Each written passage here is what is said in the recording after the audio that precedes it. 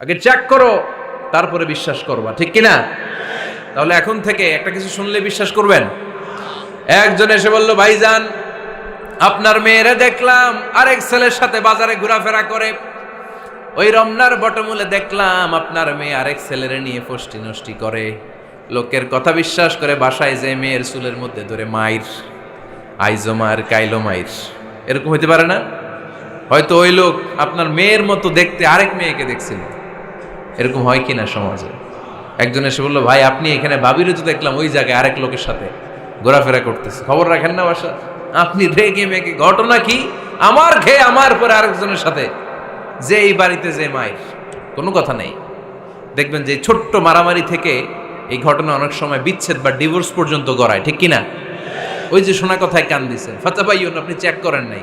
হয়তো আপনার স্ত্রীর মতো দেখতে বা আপনার স্ত্রী যে জামা পরে, যে পোশাক পরে, এরকম পোশাক পরে আরেক নারীকে দেখছে, আপনার বউ না এটা। আপনার মেয়ের ব্যাপারে যে তথ্য দিয়েছে এটা সঠিক নয়, সে আপনার মেয়ের মতো আরেকটা মেয়েকে দেখেছে, এসে আপনার কাছে বলে দিছে, আপনি বিশ্বাস করছেন। ভেজাল আছে না নাই? এই ভেজালগুলোকে থামানোর জন্য কোরআনে এই বিধানগুলো নাজিল করেছে কে? তাহলে ফরিদপুরের ভাইয়েরা, সমাজটারে সুন্দর রাখার তথ্য একটা শুনলেই বিশ্বাস করবেন না। সিলে কান নিয়ে গেছে শুনলেই সিলের পিছনে দৌড়, নাকি? কি করবেন? আগে কানে হাত দিয়ে একটু দেখবো কান দুইটা আছে না নাই, তারপরে চিলের পিছনে দৌড়াবো। তাহলে এখন থেকে আমরা তথ্য একটা শুনলে বিশ্বাস করব। তাহলে কি করবেন? বলতে হবে কি করবেন? যাচাই বাছাই, জাস্টিফিকেশন অফ দ্য নিউজ। কোন নিউজ জাস্টিফিকেশন ছাড়া আমরা প্রচার করব, বিশ্বাস করব, শেয়ার করব না। আল্লাহ বললেন, ইয়া আইয়ুহাল্লাযীনা আমানু লা ইয়াসখার কওমুম মিন কওম। ওহে আমার ঈমানদার বান্দারা, শোনো শোনো, খবরদার কখনো কোনো মুমিন বান্দারে ঠাট্টা করো না, অবজ্ঞা করো না, ঠাট্টা করো না। তার মনে কষ্ট হয় এমন কোনো কথা তারে বলো না। Never scoff of anybody. কাউকে নিয়ে ঠাট্টা করবেন না, তার দেহ নিয়ে, তার আকৃতি নিয়ে, তার বংশ নিয়ে। এক লোকের বাবা ছিল চোর, কিন্তু তার ছেলে অনেক ভালো। আপনি কি তারা বলতে পারবেন তুই চোরের ঘরের চোর? বলতে পারবেন? চুরি করছে বাবা, ওর কি দোষ? কথা বলেন। এগুলো কবিরা গুনাহ। আওয়াজ করে বলেন তো, কি গুনাহ? কবিরা গুনাহ। কারো আকৃতি নিয়ে, আমার ফরিদপুরের কলিজার টুকরা যুবক ভাইরা, কারো আকৃতি নিয়ে কখনো অবজ্ঞা করবে না, তুচ্ছ জ্ঞান করবে না। এটা কবিরা গুনাহ, এটা আল্লাহ খুব অপছন্দ করেন। এর কারণ আকৃতিটা আমাদের হাতে নাই। আমাদের কারো নাক লম্বা, কারো খাটো, আমরা কেউ কালো, কেউ সাদা, আমরা কেউ স্মার্ট, কেউ অন্যরকম। তো এই যে আমাদের এক এক ধরনের আকৃতি, এটা কি আমি বানাইছি? আপনি বানাইছেন? দিছে কে? এই জন্য কারো দেহের গঠন নিয়ে যদি আপনি অবজ্ঞা করেন, এটা প্রক্ষান্তরে আপনি স্রষ্টাকে নিয়ে অবজ্ঞা করলেন। কারো দেহের আকৃতি নিয়ে যদি আপনি তুচ্ছ করেন, তাকে তুচ্ছ করেননি, আমার রবকে আপনি তুচ্ছ করেছেন। চিল্লায় বলেন ঠিক কিনা? খবরদার, তুই কালু, তুই লম্বু, তুই মোটু, তুই কানা, তুই রোহিঙ্গা, আছে না নাই? ইদানিং ইদানিং এটা খুব চলে। এই রোহিঙ্গা নামটা আছে না? ফরিদপুরে এগুলো ঢুকে নাই না? আমাদের ওইদিকে দেখি কি অবস্থা, কারোর সাথে কেউ লাগলে কই তুই রোহিঙ্গা। কি আশ্চর্য, এই গালি কবে আসলো? হ্যাঁ, অনেক ধরনের গালি। ঢাকায় আর একটা চলে ফইন্নির ভূত, কি বলে? এই এগুলো আগে শুনি নাই আমরা, রিসেন্ট এগুলো বলা শুরু করছে। ফইন্নির ভূত, রোহিঙ্গা না। এগুলো বলে আপনি কাউকে অবজ্ঞা করতে পারবেন? পারবেন না। খবরদার, এটা কবিরা গুনাহ, এটা ছোট গুনাহ মনে করবেন না। কারণ আকৃতি নিয়ে তুচ্ছ করা যায় না, কারণ আকৃতি দান করেছে কে? হুয়াল্লাযী ইউসাউইরুকুম ফিল আরহামি কাইফা ইয়াশা, লা ইলাহা ইল্লা হুয়াল আজিজুল হাকীম। তিনি এমন সত্তা, যিনি তোমাদের চেহারার অবয়ব দিয়েছেন, তোমাদের আকৃতি দান করেছেন তখন যখন তোমরা মায়ের পেটের ভেতরে ছোট্ট জোকের মতো ছিলা। মায়ের পেটের ভেতরে আমরা যখন সবাই এত ছোট্ট, তখনই আমাদের চেহারার আকৃতি দিয়েছে কে? কে সুন্দর হব, কে ছেলে হব, কে মেয়ে হব, কে মোটা হব, কে চিকন হব আমার ইচ্ছা হয়েছি? আওয়াজ করে বলতে হবে, কার ইচ্ছায়? প্রত্যেককে যদি আল্লাহ প্রত্যেকের নিজের চেহারা ডিজাইন করতে দিতেন, আল্লাহ যদি বলতেন তোমার চেহারাটা কেমন হবে তুমিই ডিজাইন করো, তাহলে আপনি আপনারা কেমন বানাতেন? হ্যাঁ বলেন, ফরিদপুরের ভাইরা বলেন, সুন্দর করে বানাতেন তাই না? সবচাইতে স্মার্ট, সবচেয়ে সুন্দর করে আমি আমার চেহারাটা বানাতাম যদি আমাকে ডিজাইন করার সুযোগ দেওয়া হতো। কিন্তু এই সুযোগ তো আল্লাহ দেন নাই। ডিজাইন স্বয়ং করে দিয়েছেন কে? কোন নারীকে যদি আল্লাহ বলতে এই নারীরা তোমাদের চেহারা কার কেমন লাগবে তোমরা বানাও, প্রত্যেক নারী কি করতো? বিশ্ব সুন্দরী করে নিজেকে বানাতো। খুদ ধরার মতো কোনো জায়গা সে নিজের জন্য রাখতো না, ঠিক কিনা?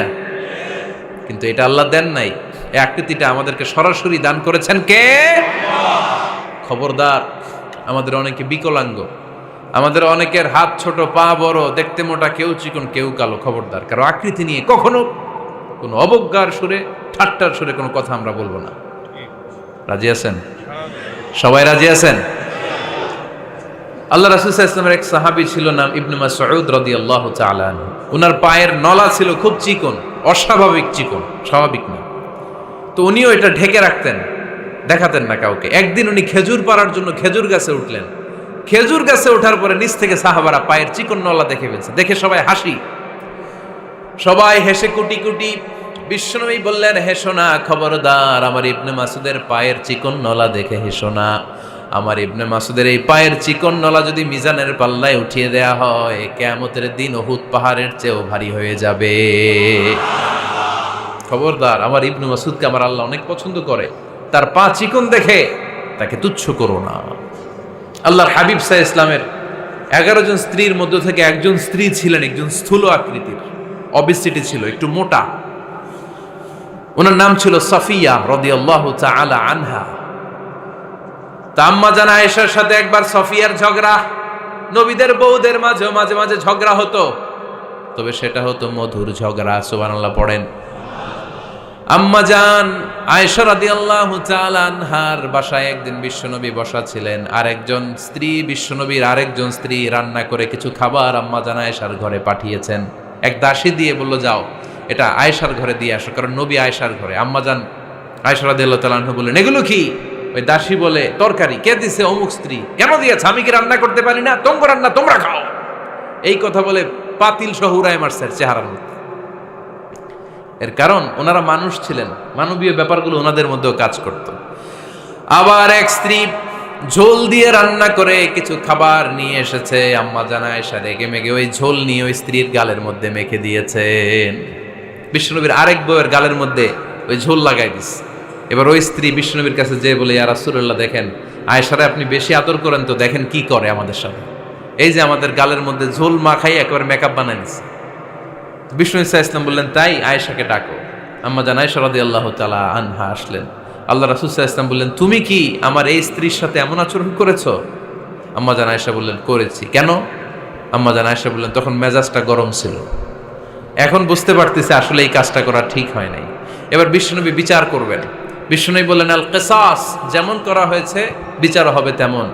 তোমার গালে যেমনি ঝোল লাগাই দিছে, তুমি একটু ঝোল নিয়ে আয়েশার গালে লাগাই দাও। সুবহানাল্লাহ পড়বেন না?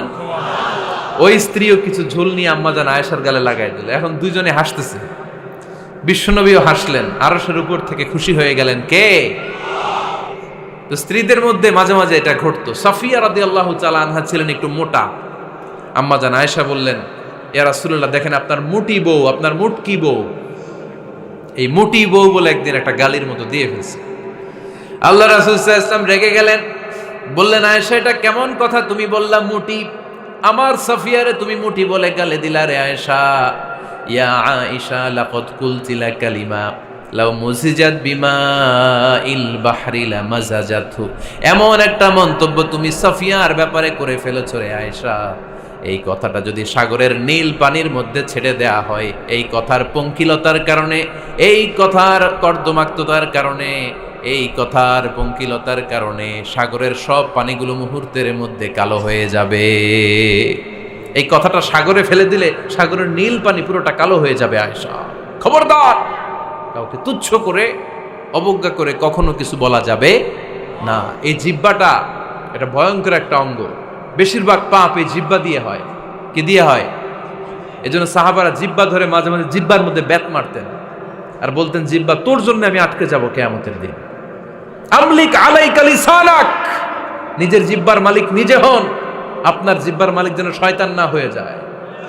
জিহ্বা আপনার, শয়তানের ভাষায় আপনি কথা বলেন কেন? খবরদার, প্রতিটা কমেন্ট, প্রতিটা কথা, প্রতিটা মন্তব্য, এগুলোর ব্যাপারে কিয়ামতের দিন পাই টু পাই করে আপনার কাছে আল্লাহর সুপ্রিম কোর্টের কাঠগড়ায় দাঁড় করিয়ে আপনারা জিজ্ঞেস করবে কে? এজন্য বিশ্বনবী বলছেন মাইয়াদমানলি মা বাইনা লিহিয়াইহি ওয়া মা বাইনা রিজলাইহি আদমান লাহুল জান্নাহ। আমার কোন উম্মত যদি দুইটা অঙ্গের গ্যারান্টি আমারে দেয়, আমি আমার উম্মতকে জান্নাতের গ্যারান্টি দেব। দুইটা অঙ্গের, একটা হলো জিহ্বা আর একটা লজ্জাস্থান। দুই চোয়ালের মাঝে যা থাকে লিজ্জা জিহ্বা, আর দুই পায়ের মাঝখানে যা থাকে লজ্জাস্থান। এই দুইটা অঙ্গের গ্যারান্টি যদি বিশ্বনবীকে আপনি দেন যে নবী জিহ্বা আর লজ্জাস্থান এই দুইটা অঙ্গের কোনো পাপ আমি করব না, নবী বলে আমি দুনিয়ায় তোমার জান্নাতের গ্যারান্টি দিলাম। এজন্য জিহ্বাটারে সামলান, যা মনে চায় বললেন না। খবর আছে না নাই? খবর আছে। মা ইয়ালফিযু মিন কাউলিন ইল্লা লাদাইহি রাকীবুন আতীদ। যা মুখ দিয়ে বের হয় লিখে রাখার জন্য দুইজন ফেরেশতা রেডি করে রেখেছে কে? চিল্লায় বলেন। যতদিন আমরা বেঁচে থাকবো ততদিন থাকবে আমাদের কাঁধে। আমরা মরে যাবো, এই ফেরেশতারা উড়াল দিবে, ঠিক কিনা? দুই কান্দে জি ছিল যে তোমার দুইজনা পাহারা, তোমারে একলা থইয়া পালাইছে তাহারা। তোমার আটকুঠুরি নয় দরজা বন্ধ এবার হলো রে হলো। মুখে আল্লাহ রসুল সবে বলো, ও মুখে আল্লাহ রসুল সবে বলো। দুয়ারে আইসাছে পালকি নাই হরি গাও তোলো রে তোলো। মুখে আল্লাহ রসুল সবে বলো, ঠিক না? এজন্য সাবধান। আমলিক আলাইকা লিসানাক, নিজের জিহ্বার মালিক নিজে হন। মন যা চায় মুমিন তখন ইচ্ছা মতো মন মতো কোনো মন্তব্য ছুটতে পারে না। বিশ্বাসী বলে যদি নিজেকে দাবি করেন, নিজের জিহ্বার মালিক নিজে থাকার দরকার আছে না নাই?